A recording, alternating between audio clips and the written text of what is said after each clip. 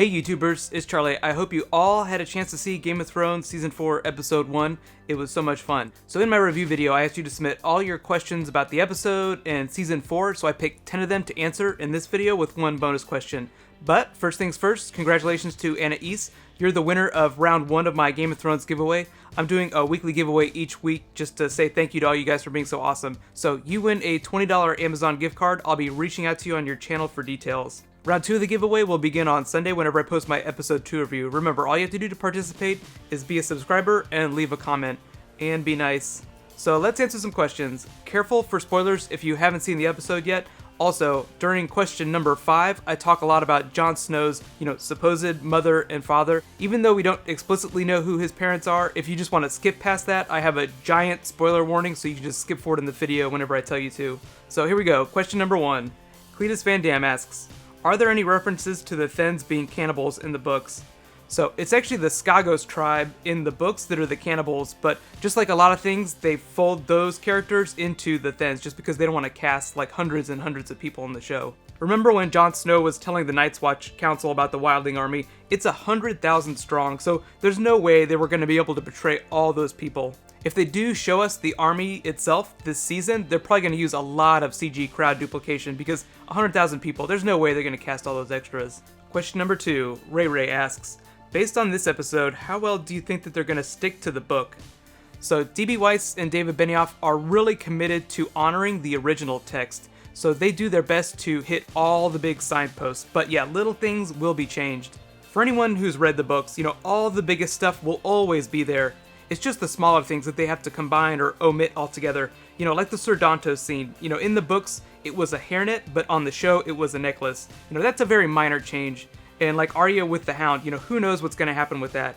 In one of the trailers, we saw her in the middle of a training montage with Needle. That's probably from the first couple of episodes. So I don't think they're totally going to change her story from the books, but, there will always be the Shay exceptions. When I say Shay exceptions, sometimes if they feel like a character works really, really well with the other characters in the show, they might change their story just a little bit to feature them more.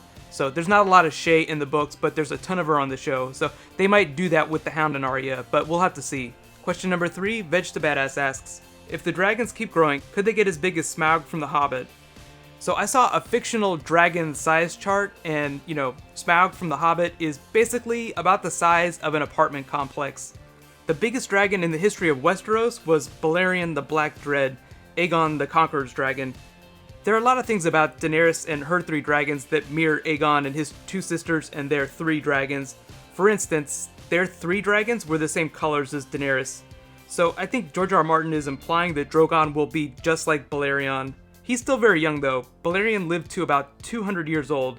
And remember, he had no natural predators. So it's possible that, if the dragons are unchallenged, they have an unlimited food supply, and they're not kept, in captivity, they could just keep growing. It's just a function of, food supply, age, and, open space to actually physically grow. Question number 4, Stephen Herman asks, do you like how they changed Arya and the Hound from the book? Actually, I do like it. They're one of the best pairs in the show, so the longer they stay together, the better, I think.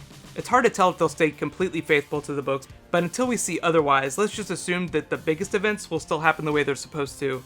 I guess if they ended up doing something radically different from the books, it wouldn't be terrible. The writing is great, the actors are great, so no matter what, I'm gonna keep watching. So if they do change things completely, I'm not gonna flip out and stop watching. So here's that question number 5 where I talk about Jon Snow's mother. If you don't want to know anything about the theory or the evidence behind it, just skip forward in the video about 1 minute. So here we go, number 5. All the Worlds the Stage actually pointed something out. Whenever Joffrey's flipping through the White Book, there's a page for Gerald Hightower. He used to be the commander of the Kingsguard whenever Rhaegar Targaryen was still alive. So there's something on that page that has to do with Lyanna Stark. Before he died, King Aerys sent Hightower and a couple of his men to find Rhaegar whenever he ran off with Lyanna Stark. They found them at the Tower of Joy in the north part of Dorne.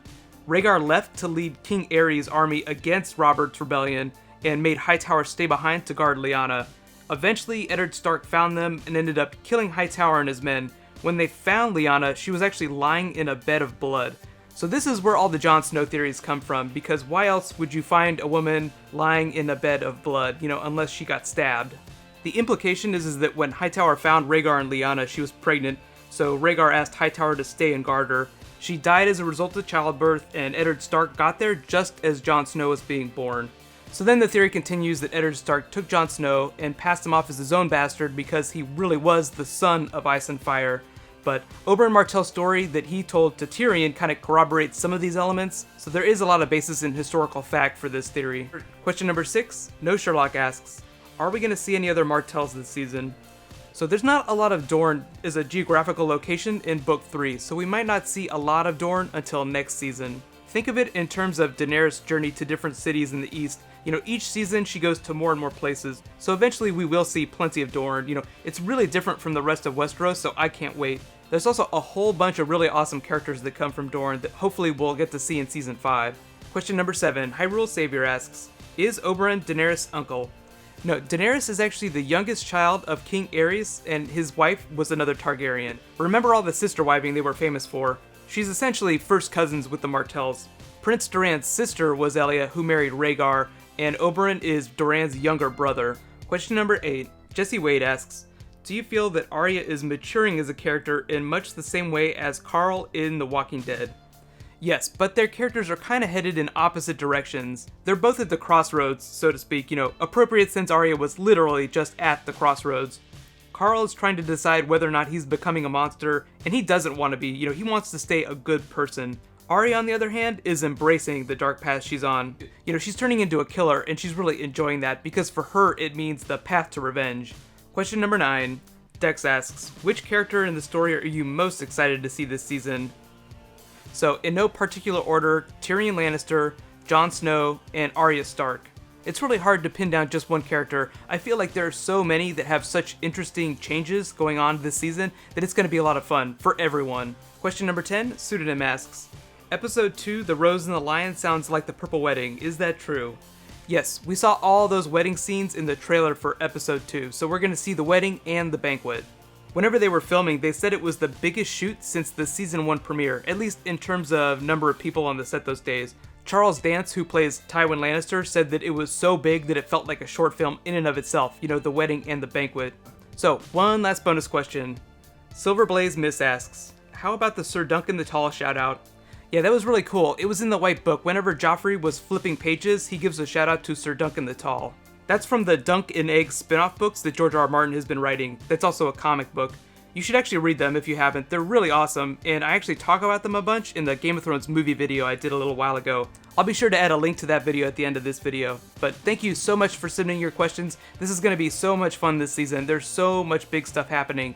Like I said, since it's really hard, to talk about things without talking about spoilers, I'll be sure to try and provide clear warnings so that when we do things like Jon Snow's mother, you can just skip ahead if you want to, because a lot of people just want to watch the show and don't care about the books.